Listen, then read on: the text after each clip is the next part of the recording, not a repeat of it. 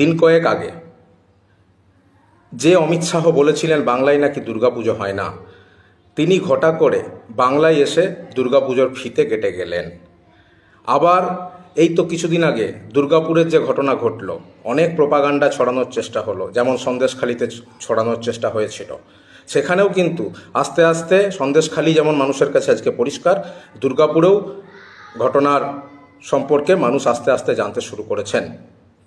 বিবেক অগ্নিহোত্রী বেঙ্গল ফাইলসের নাম করে গোপালবাবুর জীবনকে নিয়ে বাংলায় প্রোপাগান্ডা ছড়ানোর চেষ্টা করেছিলেন। গোপালবাবুর নাতি নিজে উদ্যোগ নিয়ে জানিয়ে দিয়েছেন গোপালবাবু কোনোদিনই ওই আরএসএস বিজেপির রাজনীতির সঙ্গে ছিলেন না এবং এই তথ্য বিকৃত করা হয়েছে।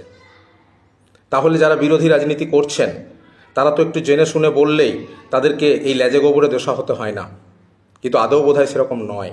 তারা জেনে শুনেই বলছেন, কারণ তারা জানেন জেনে শুনেই এই মিথ্যার যে প্রচার, সেই মিথ্যা প্রচারের উপরে ভর করে মানুষকে সাময়িক বিভ্রান্ত করে, যখন তাদের বলার মতো আর কিছু নেই, যখন বাংলা বঞ্চনা হচ্ছে, বাংলা বিরোধিতা হচ্ছে, বাংলা বাঙালির ওপর আক্রমণ হচ্ছে, বাংলা ভাষার অবমাননা হচ্ছে, তখন তারা তো চুপ করে আছেন। তাহলে তাদের এই ব্যর্থতাকে ঢাকতে, দুর্গন্ধযুক্ত পচা মাছকে শাক দিয়ে ঢাকতে তারা মানুষকে ওই সোশ্যাল মিডিয়ার গুজবে মাতিয়ে রাখতে চাইছেন। এই গুজবের বিরুদ্ধে সমস্ত তথ্য এবং সত্যকে তাদের মুখের ওপরে ছুঁড়ে মারুন। বাংলার ডিজিটাল যোদ্ধারা, অভিষেক বন্দ্যোপাধ্যায় আপনাদের যে সুযোগ করে দিয়েছেন, সেই সুযোগের সঠিক কাজে লাগিয়ে বাংলার হয়ে সঠিক তথ্য এবং সত্যকে সারা দেশের কাছে তুলে ধরুন। এই লড়াই আমাদের লড়তে হবে অভিষেক বন্দ্যোপাধ্যায়ের নেতৃত্বে, মমতা বন্দ্যোপাধ্যায়ের নেতৃত্বে। প্রোপাগান্ডার বিরুদ্ধে এই লড়াই আগামী বিধানসভা নির্বাচনে বাংলা বিরোধীদের বিসর্জন দিয়ে আমরা শেষ করব।